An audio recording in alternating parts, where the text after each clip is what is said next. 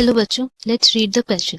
इस क्वेश्चन में हमें बोला गया है कि असर्शन में लिखा सेंट्रल डॉगमा जो है फ्लो ऑफ इंफॉर्मेशन है कहाँ से, डीएनए टू एमआरएनए से, and decoding the information which is present in mRNA in the form of protein. Central dogma को उसको बोलते हैं। रीजन में दिया हुआ है कि रेट्रोवायरसेस में रिवर्स ऑफ सेंट्रल डॉगमा होता है।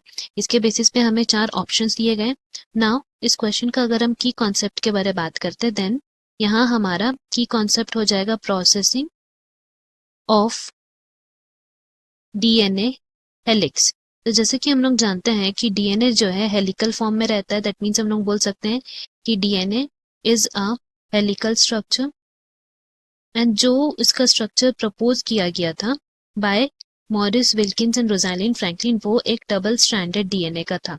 तो यह वी कैन राइट कि वो डबल स्ट्रैंडेड था, that is DNA double stranded होते हैं। एंड इसमें बेसिकली ये जो फॉर्मेशन होता है पॉलीन्यूक्लियोटाइड चेन का, उसमें 3 कंपोनेंट्स प्रेजेंट रहते हैं। कौन से? Nitrogenous bases, pentose sugar and phosphate group.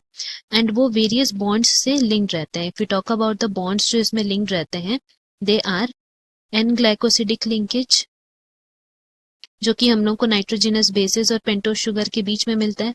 ना पेंटोज शुगर और फॉस्फेट ग्रुप जो है वो लिंक्ड रहते हैं फॉस्फो डाइएस्टर बॉन्ड से,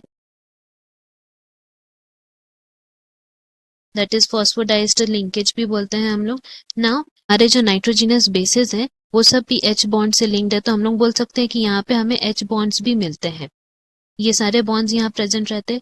नाउ अब क्या होता है कि ये जो डबल स्ट्रैंडेड डीएनए है वो undergo various process to form the protein. ये मतलब उनके इंफॉर्मेशन को डिकोड करने के लिए प्रोटीन के वहां तक पहुंचने के लिए 2 स्टेप्स रहते हैं। तो कौन से 2 स्टेप्स रहते हैं? सबसे पहला जो स्टेप होता है वो होता है copying of genetic information from DNA to mRNA. तो इसमें जो जेनेटिक इंफॉर्मेशन कॉपी होता है उसको हम लोग प्रोसेस बोलते हैं, the process of transcription. And फिर क्या होता है कि ये जो जेनेटिक इंफॉर्मेशन हमारा एमआरएनए में कॉपी हुआ है वो फिर एमआरएनए से कॉपी होके किस में जाता है? प्रोटीन्स में।